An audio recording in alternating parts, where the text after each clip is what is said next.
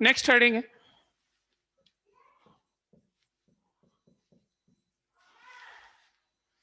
Physical properties of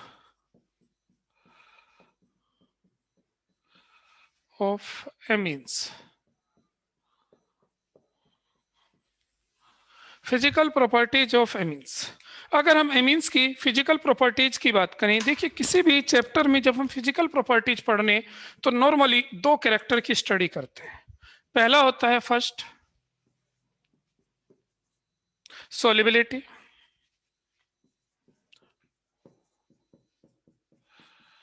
solubility. अब ये जो एमीन्स हैं ये भी वाटर सोलिबल है। क्यों है एमीन्स वाटर सोलिबल? एमीन्स में नाइट्रोजन के साथ हाइड्रोजन होता है, हम नॉर्मली 1 डिग्री का ही देखें, और ये वाटर के साथ H बॉन्ड बना सकता है, वाटर के साथ H बॉन्ड बना सकता है। अब एमीन्स वाटर के साथ H बॉन्ड बनाता है तो वाटर सोलिबल है। तो लिखिए amines are soluble in water, or soluble in water due to amines are soluble in water due to formation of hydrogen bonding with water। ये ध्यान, ये वाटर के साथ H बॉन्ड बना लेता है, इस वजह से वाटर सोलिबल है। अब एक पॉइंट ये और आता है यहाँ, अगर हम कंपैरिजन करें between 1 degree 2 degree 3 degree amines, तो हाइड्रोजन बॉन्ड सबसे ज्यादा 1 डिग्री बनाता है। तो 1 डिग्री, या ऐसे भी कह सकते हैं कि 1 डिग्री में एल्काइल ग्रुप कम होता है और 3 डिग्री में 3 R होते हैं। एल्काइल ग्रुप कैसा होता है? हाइड्रोफोबिक, वाटर हेटिंग है, वो कंडीशन हमें पता है। तो ये ध्यान देना है हमें कि अगर हम सोलिबिलिटी ऑर्डर देखते हैं मीन्स का, तो 1 डिग्री सबसे ज्यादा सोलिबल है, 2 डिग्री उससे कम और 3 डिग्री सबसे कम है। यानी कि solubility order of amines in water. लिखिए नेक्स्ट पॉइंट बनाकर, सोलिबिलिटी ऑर्डर ऑफ वाटर, वो solubility order of amines in water क्या होता है भाई? 1 डिग्री एमीन्स सबसे ज्यादा सोलिबल होता है, 2 डिग्री एमीन्स उससे कम सोलिबल होता है और 3 डिग्री एमीन्स सबसे कम होता है। तो 1 डिग्री एमीन्स मोर सोलिबल होता है, ये मोर सोलिबल है।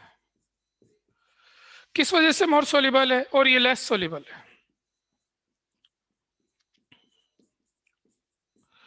ये लेस सोलिबल।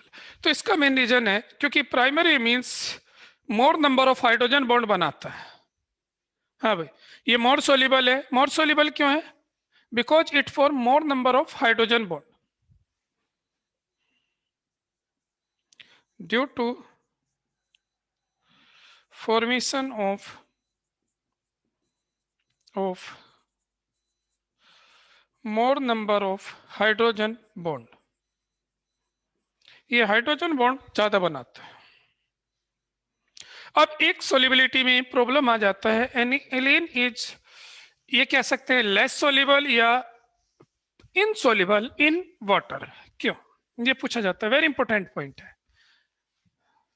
एनिलीन वाटर में लेस सोलिबल है या इनसोलिबल है, ऐसा क्यों? इंपॉर्टेंट पॉइंट है, काफी पूछा गया है भैया। देखिए आपको पता है एनिलीन है बेंजीन रिंग के साथ NH2, एनिलीन है बेंजीन रिंग के साथ NH2, और अब ये लेस सोल्यूबल इन वाटर है due to presence of large hydrophobic part. इसमें हाइड्रोफोबिक पार्ट बिगर है, इस वजह से लेस सोल्यूबल या इनसोल्यूबल भी कह सकते हैं। तो लिखिए एनिलीन इज लेस सोल्यूबल और इनसोल्यूबल, दोनों में से कोई भी वर्ड आ सकता है लिखा हुआ। अगर वहां लिखा हुआ है कि ये इमिसिबल क्यों है या इनसोल्यूबल क्यों है या लेस सोल्यूबल क्यों है, तो जो लिखा आप वही लिखिए और आगे लिख दीजिए क्यों है। एनिलीन इज लेस सोल्यूबल या insoluble in water, insoluble in water due to presence of due to presence of large hydrophobic part, hydrophobic, large hydrophobic part, large hydrophobic part.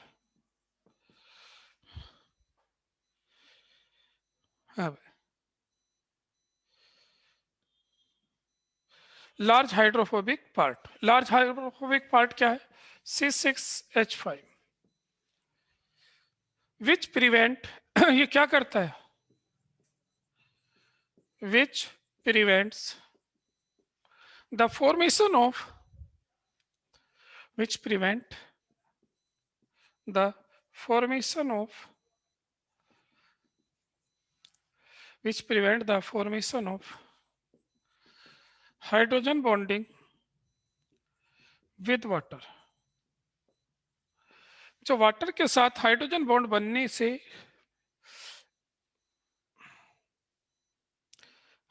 देखो एनिलीन को वाटर के साथ हाइड्रोजन बॉन्ड बनने से बचाता है, यानी कि जब हाइड्रोजन बॉन्ड नहीं बनेंगे तो लेस सोल्यूबल हो जाएगा। या ऐसे भी कह सकते हैं which produce hindrance in the formation of hydrogen bond, ऐसे भी लिख सकते हो भाई जरा, प्रिवेंट की जगह विच प्रोड्यूस हिंड्रेंस, हिंड्रेंस ऐसे कर लीजिए।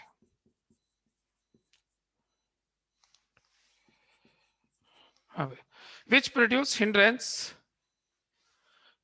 in the formation of hydrogen bonding with water. Water के साथ वो हाइड्रोजन बॉन्ड बनने में प्रॉब्लम करता है। बस ये। हाँ अक्षित त्यागी,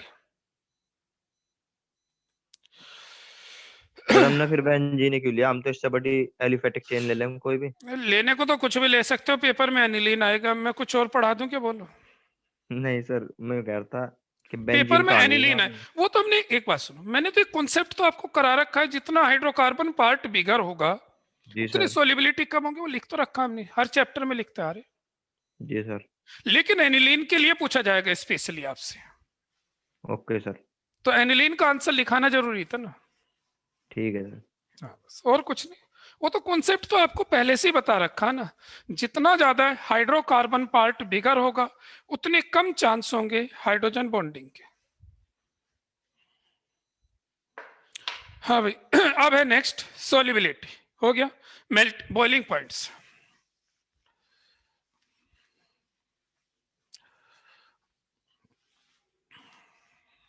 हाँ भाई बॉइलिंग पॉइंट्स।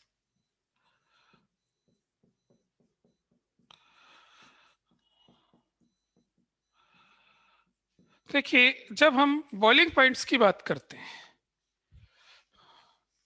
यानी कि जब हम बॉइलिंग पॉइंट्स की स्टडी करते हैं तो क्या है, सुनिए जरा। एक तो एमीन्स के बॉइलिंग पॉइंट्स हाई होते हैं एक्सेप्ट 3 डिग्री एमीन्स को, 3 डिग्री एमीन्स को छोड़ दें तो बाकी एमीन्स के बॉइलिंग पॉइंट्स हाई होते हैं। ऐसा क्यों? आपको पता है एमीन्स भी हाइड्रोजन बॉन्ड बनाता है, कैसे? सुनिए जरा।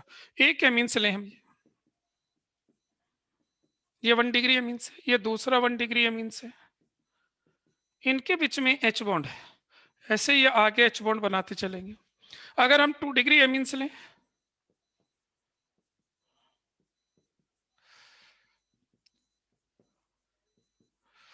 ये भी H बॉन्ड बनाएंगे। लेकिन अगर हम 3 डिग्री एमीन्स लेते हैं तो 3 डिग्री एमीन्स H बॉन्ड नहीं बनाता। ये 1 डिग्री एमीन है, ये 2 डिग्री एमीन्स है, और 3 डिग्री इनमें H बॉन्ड है, H बॉन्ड, इसमें भी H बॉन्ड है। 3 डिग्री में नहीं होती, R N R R, इसमें नो H बॉन्ड, यहां कोई बॉन्डिंग नहीं है, no H bond. 3 degree amines में नो हाइड्रोजन बॉन्डिंग, इसमें हाइड्रोजन बॉन्ड नहीं होते। तो ध्यान दीजिए भाई नॉर्मली एमीन्स हाइड्रोजन बॉन्ड बनाते हैं, प्राइमरी सेकेंडरी, टर्सरी बनाता नहीं। तो एक्सेप्ट टर्सरी, टर्सरी को अगर हम छोड़ दें तो टर्सरी में हाइड्रोजन बॉन्ड नहीं है, प्राइमरी सेकेंडरी दोनों में है। तो और जिसमें हाइड्रोजन बॉन्ड होते हैं उसके बॉइलिंग पॉइंट हाई होते हैं। तो हम ये कह सकते हैं amines have high boiling point except 3 degree amines due to formation of hydrogen bond. तो लिखिए जरा, द बॉइलिंग पॉइंट्स ऑफ या amines have amines except 3 degree amines. हाँ भाई, amines have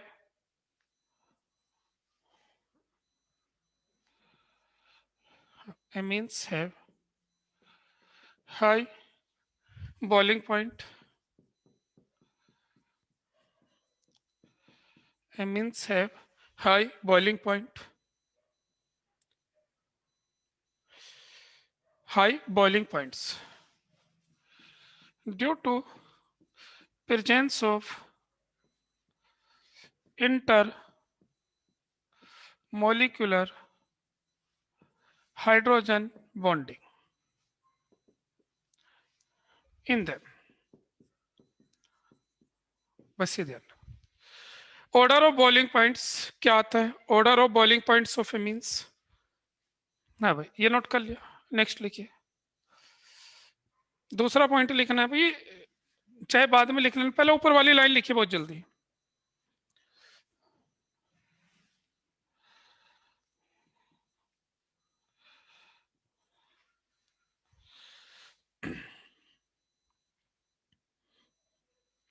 लिख चुके भाई ऊपर की line.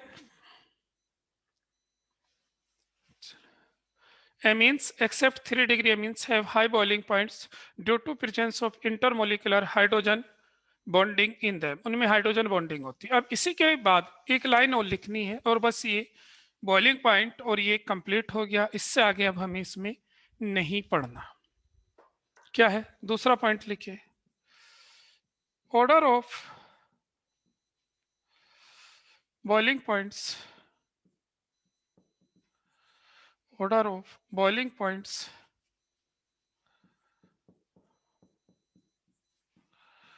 order of boiling points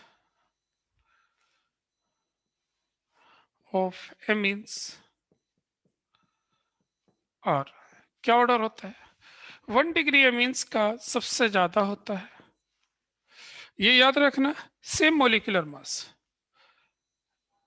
amines, ये कौन से है भाई? सेम मोलिकुलर मास, सेम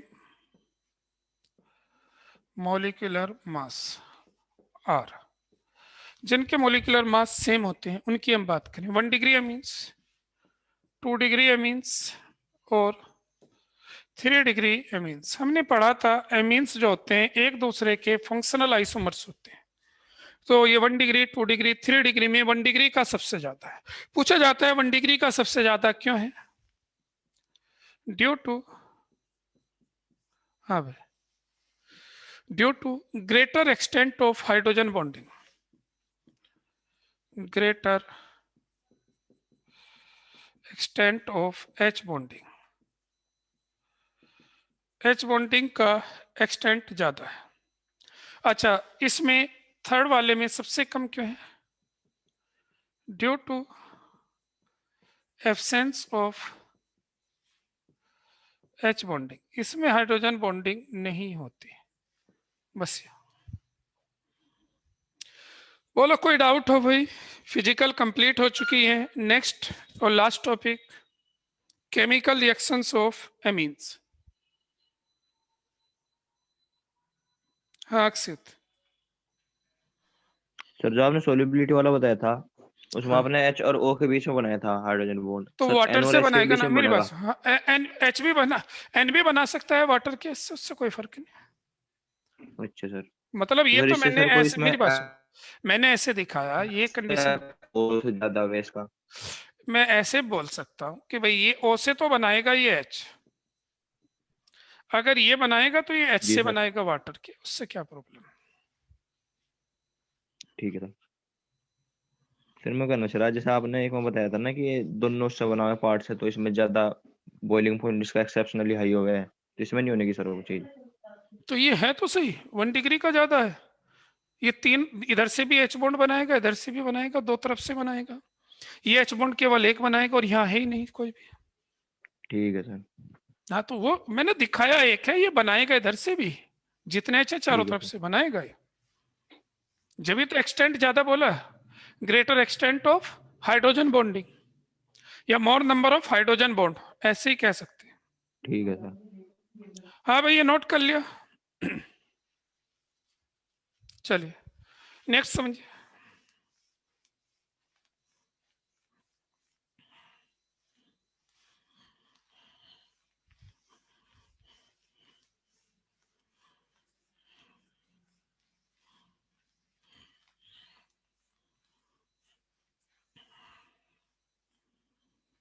आप सुनिए भाई जरा। नेक्स्ट आता है इसके बाद केमिकल प्रॉपर्टीज।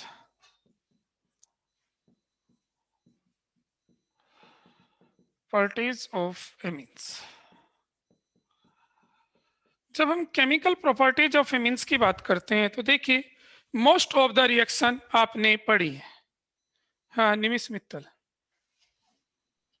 सर जो ये आपने लिखवाया था order of boiling points of amine में, सर इसमें सेम मॉलिक्यूलर मास वाली क्या बताया था आपने? मतलब आइसोमर्स, अगर वे आइसोमर्स हैं एक दूसरे के, उसको हम डिस्कस कर रहे थे। अच्छा ठीक है।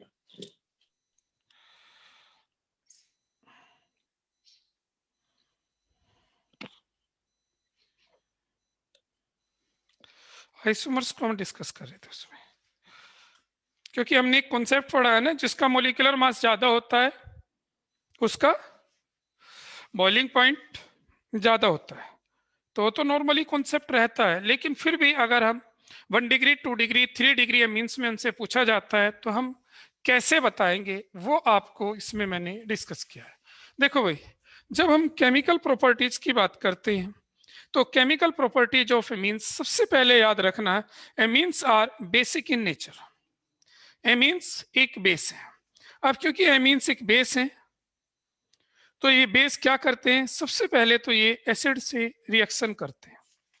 ये एसिड से रिएक्शन करते हैं। बेसिक स्ट्रेंथ मैंने आपको पहले ही करा दी इसकी।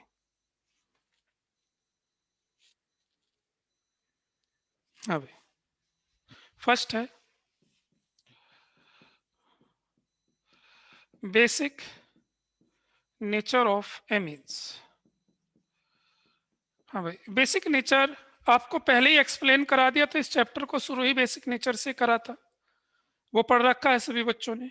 तो यहां मुझे सिर्फ ये बताना है कि कौन सी ऐसी रिएक्शन है जिससे उसका बेसिक नेचर एक्सप्लेन होता है। तो एमीन्स में नाइट्रोजन पे लोन पेयर होती है, और लोन पेयर की वजह से ये प्रोटॉन एक्सेप्ट कर सकता है। इट मीन्स ये एसिड से प्रोटॉन एक्सेप्ट कर लेता है एंड फॉर्म सॉल्ट। यानी कि हम ये कह सकते हैं, when amines reacts with acid it forms salt. ये ध्यान रखना, this reaction explain basic nature of amines. तो लिखिए, amines react with water or react with acid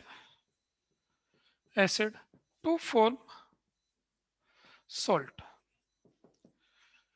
This explain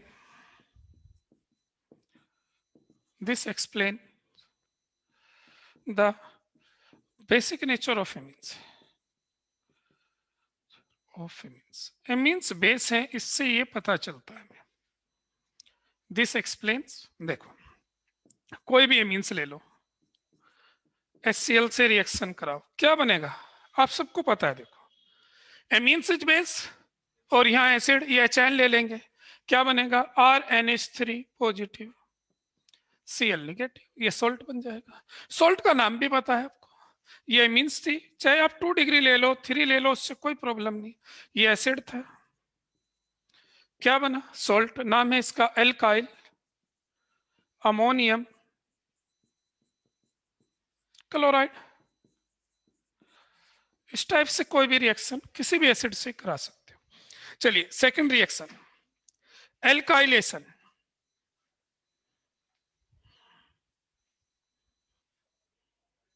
हो चुका भाई। सेकंड एल्काइलेशन,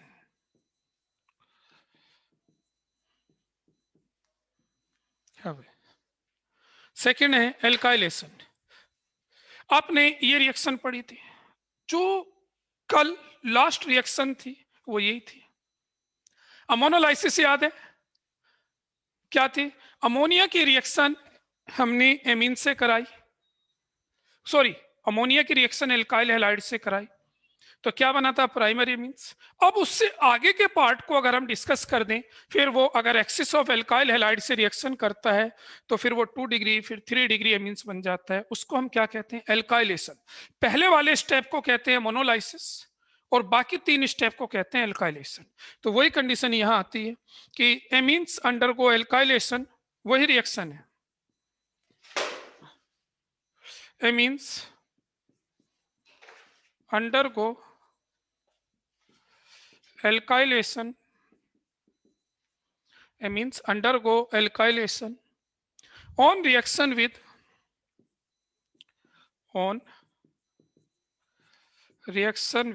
किसके साथ रिएक्शन करा रहे हो?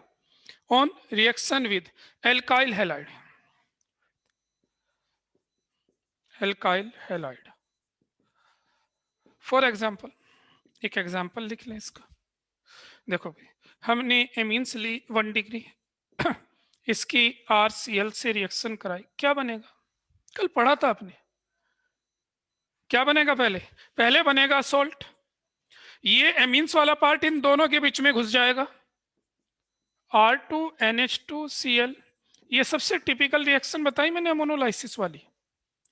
ये एमीन्स एल्काइल हैलाइड से, ये बनेगा सोल्ट, फिर इसकी रिएक्शन कराएंगे NaOH से। कल एक्सप्लेनेशन भी लिखाई थी NaOH का क्या रोल है।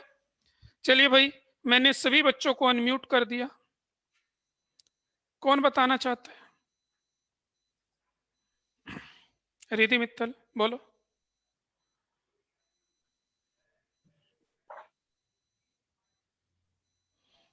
कौन बताना चाहता है role of NaOH? Sir free amines are obtained.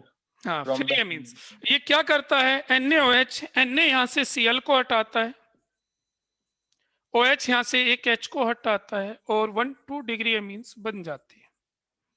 तो ये क्या है? ये एल्काइलेशन ही तो है, एक एल्काइल ग्रुप जुड़ना, एमीन्स में एक एल्काइल ग्रुप जुड़ना, एल्काइलेशन। आपको पता है ये 2 डिग्री एमीन्स फर्दर रिएक्शन कर सकती है। लिखिए, लिखते रहो भाई, जरा ज्यादा रिएक्शन नहीं रह रही।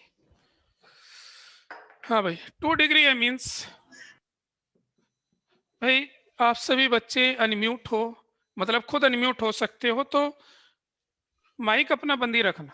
हाँ भाई, 2 डिग्री एमीन्स है, फिर RCl के साथ रिएक्शन कर रहा है, क्या बनेगा? पहले आपको भी बताया क्या करना है। ये RCl के बीच में अमीन वाला पार्ट ले जाकर नाइट्रोजन वाला पार्ट बीच में लगा दिया क्रोइन के। याद करने का तरीका है ये जो एमीन्स वाला पार्ट है इन दोनों के बीच में आ जाएगा, बन जाएगा R3NHCl और नाइट्रोजन पे पॉजिटिव, फिर ये NaOH से रिएक्शन करेगा, NaCl और H2O रिलीज होगा। क्या कंडीशन आएगी? R3N 3 डिग्री एमीन्स बनेगा। इसको कहते हैं एल्काइलेशन। सोल्ट नहीं बनाना हमें बस। चलिए नेक्स्ट है एसाइलेशन, इंपॉर्टेंट रिएक्शन है एसाइलेशन। देखो, ऑर्गेनिक का सेकंड लास्ट डे, ऑर्गेनिक का सेकंड लास्ट डे है आज।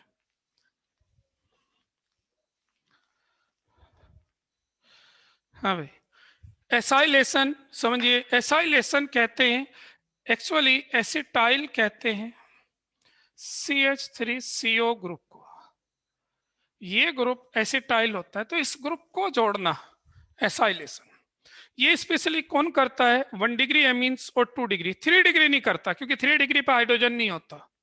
तो 1 डिग्री और 2 डिग्री, चाहे वो एलिफेटिक हो या एरोमेटिक हो, जब हम इसकी रिएक्शन कराते हैं एसिड क्लोराइड एनहाइड्राइड या एस्टर से, तो ये रिएक्शन होती है। क्या होता है? लिखिए, एलिफेटिक और एरोमेटिक, एलिफेटिक और एरोमेटिक 1 डिग्री और 2 डिग्री एमीन्स, ध्यान रखना भाई, एलिफेटिक और एरोमेटिक कोई से भी ले सकते हो, 1 डिग्री या 2 डिग्री, 3 डिग्री नहीं करता, ध्यान रखना। रिएक्ट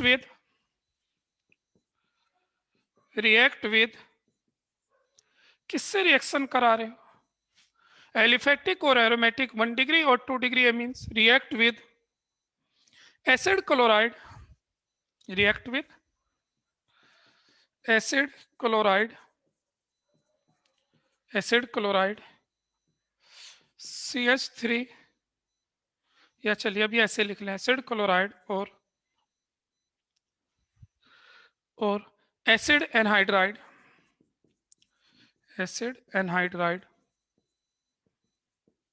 और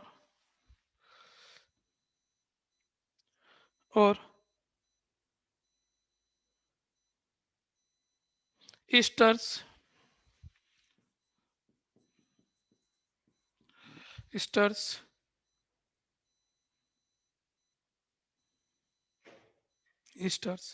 to form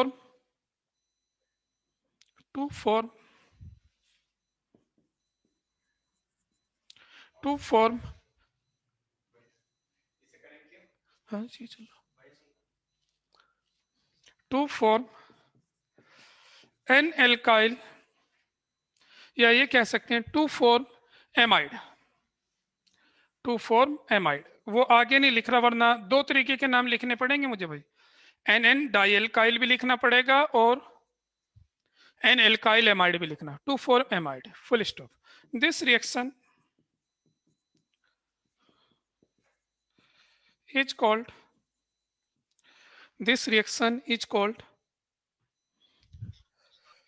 acylation, या this reaction is known as, ऐसे लिख लो चाहे, known as acylation। अब देखिए ये रिएक्शन हमें लिखनी है, देखो कोई भी एमीन्स ले लो, रिएक्शन बहुत आसान है, ध्यान से समझना जरा। हमने एमीन्स ली 1 डिग्री एमीन ली, रिएक्शन कराइए किसी से भी जिससे आपका मन करे। आपको कराना एसिड क्लोराइड से, CH3COCl से। रिएक्शन हमेशा बेस की प्रेजेंस में होती है, और बेस भी हम यहाँ पिरिडीन लेते हैं। पिरिडीन आपको पता हो, मैंने बताया था, पिरिडीन एक स्ट्रॉन्ग बेस है एनिलीन वगैरह से, क्योंकि इसमें लोन पेयर पूरी तरीके से फ्री होती है। तो पिरिडीन लिया हमने, क्यों लिया वो भी लिखाऊंगा अभी आगे। क्या करना है, कुछ नहीं, बस इसका एक H और इसका Cl हटाइए, वहीं से जोड़ दीजिए। इसका Cl और इसका H हटाइए तो बचा RNH। इसका क्या हटाया, Cl, तो Cl हटाया तो इधर से ही जोड़ना है, RNHCOCH3 और बाई प्रोडक्ट HCl। पता है इसका नाम क्या है, ये है amide, 2 degree amides.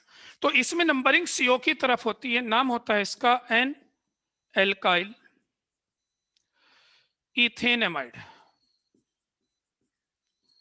N alkyl ethane amide, ये ध्यान रखना। नेक्स्ट,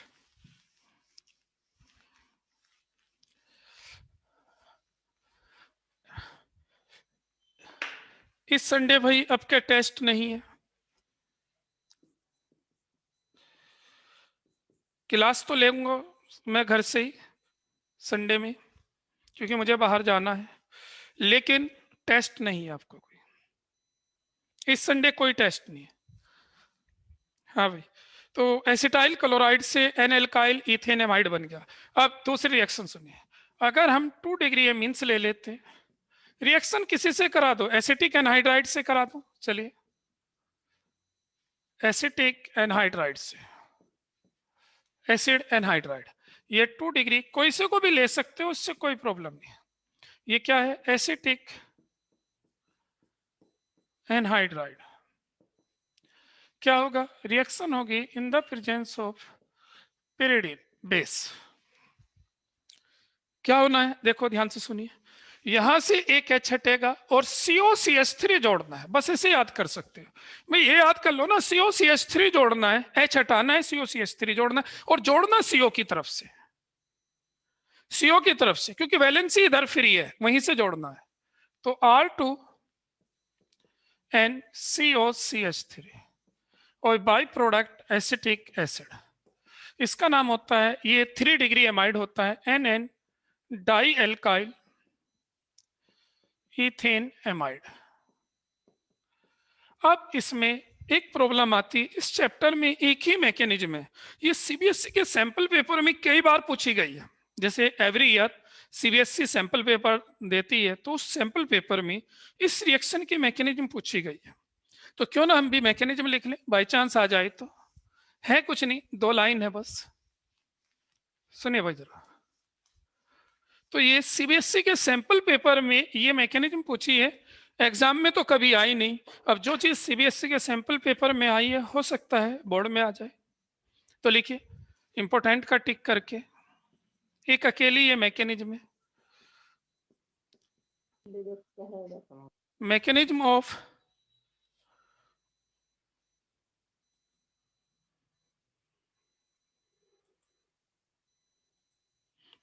हाँ मैकेनिज्म ऑफ एसाइलेशन ऑफ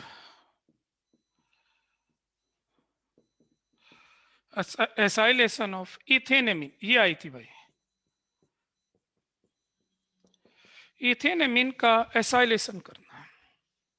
तो ध्यान दीजिए, इसमें बस सिर्फ क्या है, ये इस रिएक्शन में न्यूक्लियोफिलिक एडिशन और सब्स्टिट्यूशन, यानी कि कह सकते हैं एडिशन और एलिमिनेशन दोनों एक साथ होते हैं। बस करना क्या है हमें, जरा रिएक्शन को सुनिए।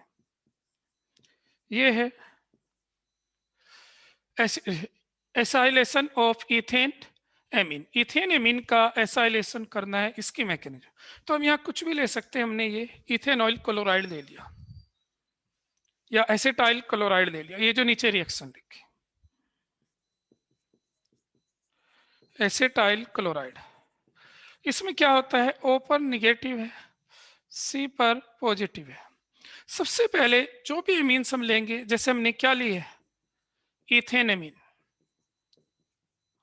ये इथेन एमीन में नाइट्रोजन पर है लोन पेयर, इथेन एमीन में नाइट्रोजन पर है लोन पेयर, और जिस पे लोन पेयर होती है वो न्यूक्लियोफाइल होता है, जिस पे लोन पेयर है वो न्यूक्लियोफाइल है। तो ये न्यूक्लियोफाइल क्या करेगा, ये न्यूक्लियोफाइल C पर अटैक करेगा, ये बॉन्ड टूट जाएगा। तो पहले बना एडिशन, इसको कहते हैं न्यूक्लियोफिलिक एडिशन।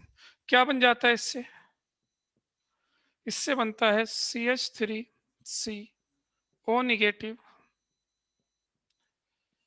NH C2H5 और यहां था Cl, N पर आ जाता है पॉजिटिव। देखो नाइट्रोजन ने इलेक्ट्रॉन दिए तो नाइट्रोजन पे पॉजिटिव आएगा, O के पास फाइनल इलेक्ट्रॉन पहुंचे वहां परमानेंट निगेटिव आएगा। अब यहाँ बेस की प्रेजेंस में जो भी हमने बेस लिया, बेस क्या ले रहे हैं, पिरिडीन, क्या होना है, ये इलेक्ट्रॉन वापस आएंगे। जैसे ये इलेक्ट्रॉन वापस आते हैं उसी टाइम ये बॉन्ड टूट जाता है, ये Cl हट जाता है, क्योंकि 4 बॉन्ड हो जाएंगे, कार्बन को एक बॉन्ड तोड़ना पड़ेगा, तो ये Cl हट जाता है। तो ये इलेक्ट्रॉन C के पास आते हैं तो C पे से ये Cl हट जाता है, एक तो Cl हटा, एक ये N पे पॉजिटिव है, साथ में ये इलेक्ट्रॉन N के पास चले जाते हैं। एरो ध्यान से लगाना, चाहे ऊपर वाले लगा दो, ऐसा कुछ नहीं, ऊपर वाले हटा सकते हो। ये इलेक्ट्रॉन, ये जो H वाले इलेक्ट्रॉन है N और H के बीच के, ये N के पास आते हैं, ये इलेक्ट्रॉन N पे H हट जाएगा, तो HCl हट जाता है, बचता क्या है, CH3C double bond O NH C2H5 और HCl हट जाता है। ये पूरी मैकेनिज्म है। तो आपको ये मैकेनिज्म आ सकती है, राइट द मैकेनिज्म ऑफ, तो ये न्यूक्लियोफिलिक एडिशन एंड सब्स्टिट्यूशन। इस रिएक्शन का वैसे नाम जो होता है, ये होती है SN2 reactions of nucleophilic substitution reaction of carbonyl group, ये पूरा नाम ही होता है, लेकिन वह कॉम्पिटेटिव में जरूरत है। बस हमें यहाँ याद रखना है कि रिएक्शन कैसी हुई। अब एक प्रॉब्लम आती है कि हम यहाँ पिरिडीन क्यों लेते हैं, इंपॉर्टेंट है, एक पॉइंट लिखिए इसमें, हमने यहाँ पिरिडीन क्यों लिया। भाई 10 मिनट और देना, 8-10 तक चलेगा आज बैच। हाँ भाई सुन लीजिए भाई जरा। तो मैं बता रहा था अभी हमने यहाँ पिरिडीन क्यों लिया, उसे समझिए। पिरिडीन हमने इस वजह से लिया, पिरिडीन जो ये एसिड होता है इसको रिमूव करने में हेल्प करता है। तो याद रखना The reaction is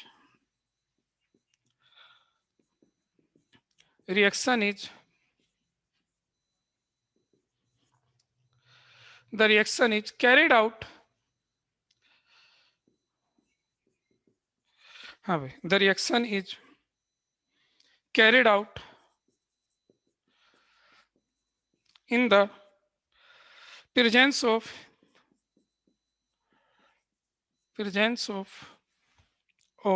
a strong base, in the presence of a strong base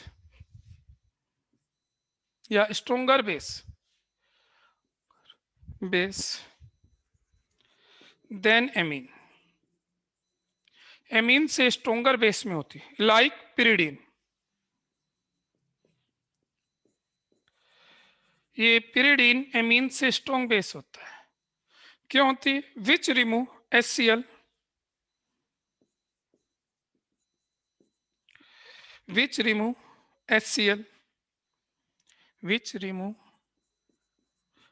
HCl, वो एसिड को हटाता है, सो फॉर्म जो बनना है,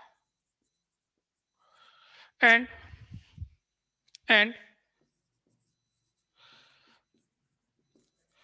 shift the equilibrium and shifts the equilibrium in forward direction, in the forward direction। यानी कि जो रिएक्शन है रिवर्सिबल कॉन्सेप्ट होता है। अगर पिरिडीन हटा दे तो रिवर्सिबल है, लेकिन पिरिडीन इसे इरिवर्सिबल कर देता है, यानी कि फॉरवर्ड डायरेक्शन में शिफ्ट कर देता है। तो देखिए ये थोड़ी सी टिपिकल थी, याद रखना है। नेक्स्ट है कार्बिल एमीन रिएक्शन। अब जो रिएक्शन बची हैं वे मोस्ट ऑफ द आपने पढ़ी हुई हैं। देखिए नेक्स्ट नंबर होगा 4th, carbyl amine reaction. Name reaction. अगर 1 डिग्री का आपको किसी से डिफरेंस करना हो तो ये रिएक्शन मैंने उस डिफरेंस में लिखाई भी थी, carbyl amine reaction. 4th number है भाई, इंपॉर्टेंट है। कार्बिल एमीन रिएक्शन क्या है? कार्बिल एमीन चाहे एलिफेटिक हो या एरोमेटिक, सिर्फ 1 डिग्री एमीन्स होना चाहिए। अगर हम उसे एल्कोहलिक KOH और क्लोरोफॉर्म के साथ हीट करते हैं तो एक फाउल स्मेलिंग सब्सटेंस आइसोसाइनाइड बनता है। ये ध्यान रखना। ये क्या है? सिर्फ 1 डिग्री एमीन्स का स्पेशल फीचर्स है। तो लिखिए जरा, एलिफेटिक और एरोमेटिक, एलिफेटिक और aromatic 1 degree amine on heating with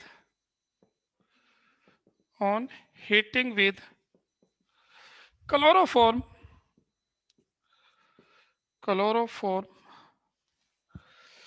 and alcoholic KOH। Alcohol specially ethanol होता है भाई। वो क्या होता है? मैं इथेनॉलिक लिख दूं, alcoholic KOH form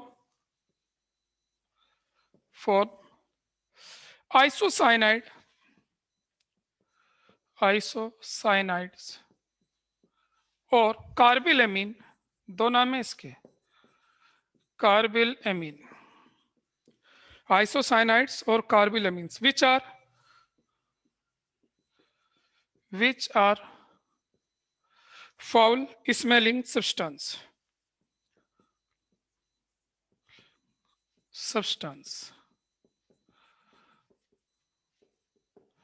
which are foul smelling substance। Reaction लिखिए।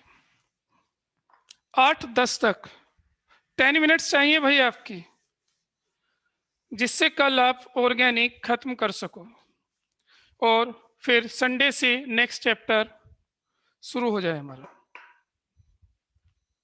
हाँ भाई, कोई भी एमीन्स ले लें। फॉर एग्जांपल हम प्राइमरी होनी चाहिए बस। ये एग्जांपल लिख रहे हैं, मिथाइल एमीन ली, क्लोरोफॉर्म और KOH के साथ एल्कोहलिक होना चाहिए, हीट कर रहे हैं, क्या होगा? कुछ नहीं, बस ये दोनों H हटेंगे, इसकी जगह C लिख दीजिए, NC। क्या होगा भाई? ये दोनों H हटेंगे, इनकी जगह C आ जाएगा, मिथाइल आइसोसाइनाइड और साथ में 3KCl प्लस 3H2। ये आइसोसाइनाइड है जिनकी एक अलग सी स्मेल होती है। ये रिएक्शन आप डिफरेंस में यूज कर सकते हो। This reaction is use to distinguish between या difference between 1 degree amines with other, ये आप यूज कर सकते हो। This reaction is used in this reaction is used in the हाँ भाई, this reaction is used as a test of, ऐसे लिख ले, used as a test of 1 degree amine. सिर्फ ये 1 डिग्री एमीन करता है, तो 1 डिग्री एमीन्स का किसी से डिफरेंस करना हो तो ये रिएक्शन कर सकते हो। चलिए next reaction with nitrous acid. Fifth, reaction with nitrous acid. ये सब पढ़ी हुई है आपकी भाई, ये डिफरेंस वालों में मैंने करा रखी है। Reaction with nitrous acid, nitrous acid कहते हैं HNO2 को। सबसे पहले तो याद रखना HNO2 एट ए टाइम बनाया जाता है क्योंकि अनस्टेबल होता है। ये याद रखना, ये एट ए टाइम बनाया जाता है। और बनाते कैसे हैं? It is prepared in situ from a, ये ध्यान रखना, HNO2 इज प्रिपेयर्ड, हाँ भाई, प्रिपेयर्ड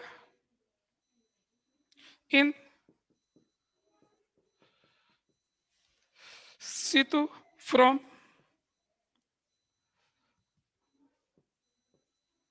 यानी कि उसी टाइम बनाना होता है क्योंकि अनस्टेबल होता है, from HCl and NaNO2। NaNO2 और HCl से ठीक उसी टाइम इसको हमें बनाना होता है। जैसे NaNO2 और HCl की हम रिएक्शन कराते हैं तो HNO2 और NaCl बनता है। तो याद रखना, कभी भी हमारे पास HNO2 अकेला नहीं होता, वहां NaCl साथ में होता है, याद रखना, ये स्पेशली हमें ध्यान देना है। चलिए अब इसकी रिएक्शन है, 2 रिएक्शन है बस। ये एक्चुअली यूज होता है distinguish between 1 degree amines, aliphatic और एरोमेटिक में डिफरेंस में यूज होता है। It is use to distinguish between, हाँ भाई, it is use to distinguish between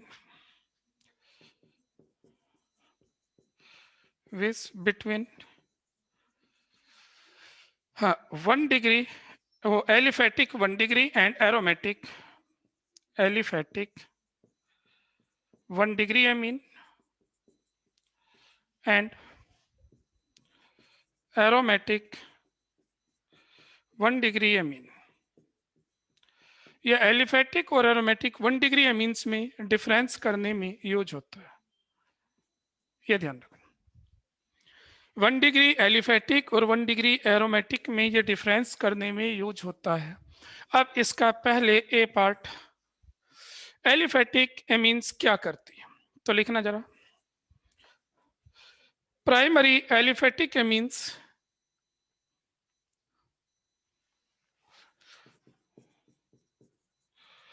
primary aliphatic amines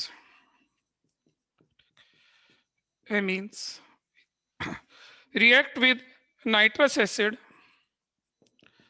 react with HNO2 to form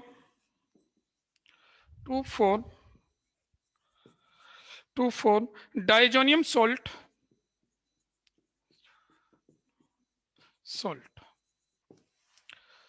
which is unstable, जो unstable होता है। क्यों अनस्टेबल होता है? Due to absence of resonance, उसमें रेजोनेंस नहीं होती। हाँ भाई, to form diazonium salt which is unstable due to absence of resonance, comma, हाँ भाई, comma, further, ये एक minute soon low, diazonium salt which is unstable due to absence of resonance and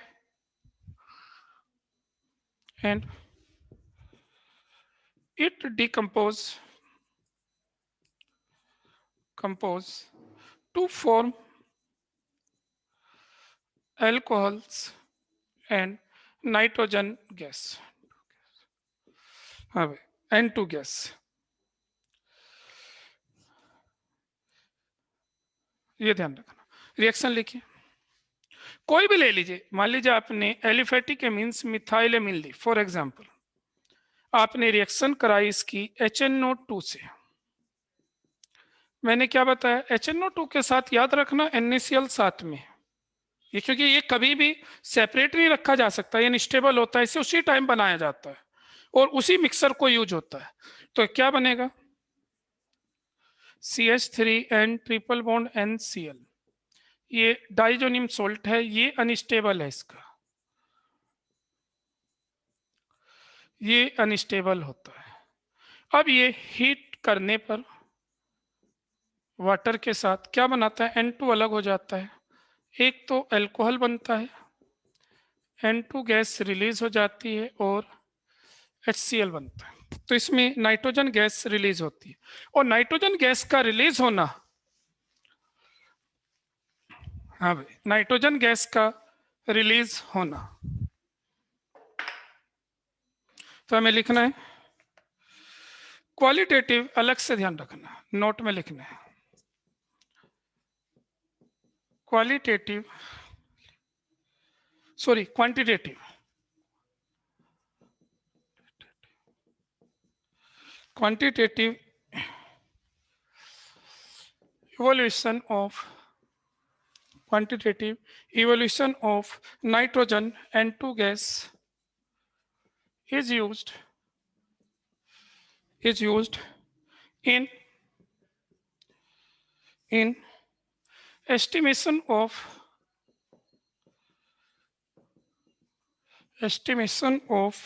amino acids and protein। हाँ भाई, अब B point इसका, primary aromatic amines, specially aniline क्या है वो, primary aromatic amine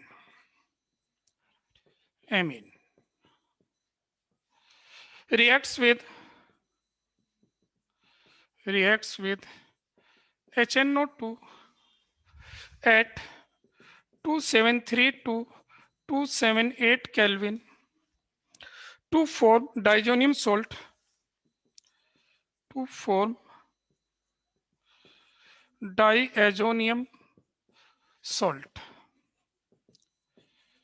which is stable,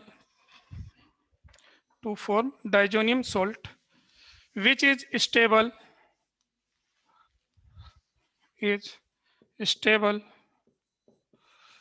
due to resonance, माना ये reaction आपको याद है भैया, डाइजोटाइजेशन भी कहते हैं, इस रिएक्शन को डाइजोटाइजेशन भी कहते हैं।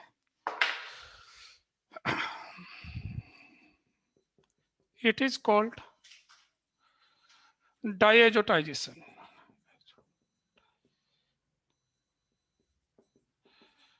हाँ भाई, रिएक्शन लिखिए, एनिलीन की रिएक्शन करा रहे हैं,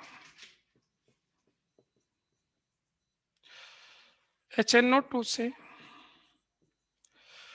273 से 278 केल्विन, इससे बनता है benzene diazonium chloride, N triple bond NCl, ये बनता है, ये स्टेबल होता है। अब सुन लो भाई जरा, ये स्टेबल क्यों है? रेजोनेंस, तो इसकी रेजोनेंस भी बनानी है हमें। अब रेजोनेंस कैसे बनती है वो साथ साथ बनाइए, जरा ध्यान देना भाई। इसकी रेजोनेंस सबसे पहले ध्यान देना भाई जरा,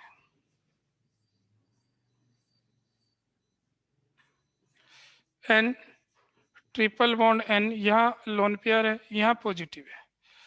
रेजोनेंस कैसे बनेगी ये ध्यान देना। देखो इसकी रेजोनेंस स्ट्रक्चर बनने का क्या कंडीशन है, ये इलेक्ट्रॉन यहाँ आएंगे और ये बॉन्ड यहाँ जाएगा। क्या बना, ध्यान से देखना भाई, यहाँ पॉजिटिव,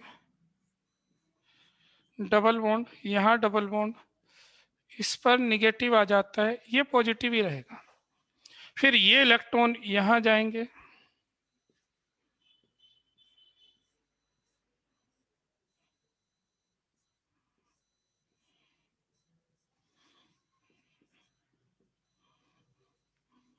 हाँ एन, फिर ये इलेक्ट्रॉन यहाँ आएंगे। तो रेजोनेंस बनाकर हम दिखा सकते थे।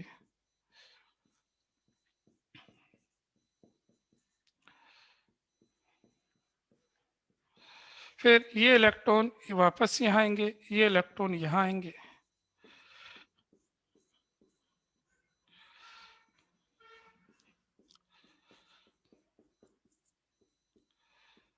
ये रेजोनेंस इसके, तो रेजोनेंस बना लीजिए, ये हमें पता। ये थी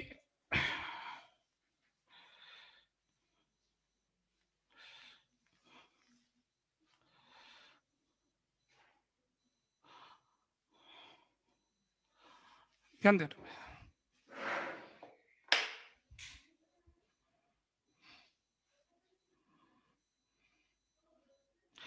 नेक्स्ट है reaction with Hinsberg reagent. 6 reaction है।